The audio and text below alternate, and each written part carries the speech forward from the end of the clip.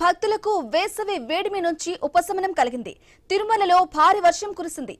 ఉదయం నుంచి ఎండ తీవ్రతతో వేడిగా ఉన్న వాతావరణం మధ్యాహ్నం ఈదురుగాలులతో కూడిన భారీ వర్షంతో ఒక్కసారిగా చల్లబడింది. తిరుమలలో రోడ్లన్నీ వర్షపు నీటితో నిండిపోయాయి. మాడవీధులు జలమయమయ్యాయి. ఇక స్వామివారి దర్శనానికి వచ్చిన భక్తులు, అలాగే దర్శనం అనంతరం బయటకు వచ్చిన భక్తులు వర్షంలో తడిసి ముద్దయ్యారు. దర్శనం అనంతరం తిరిగి తమ వసతి గృహాలకు వెళ్లే భక్తులు కొంత ఇబ్బందులు ఎదుర్కొన్నారు.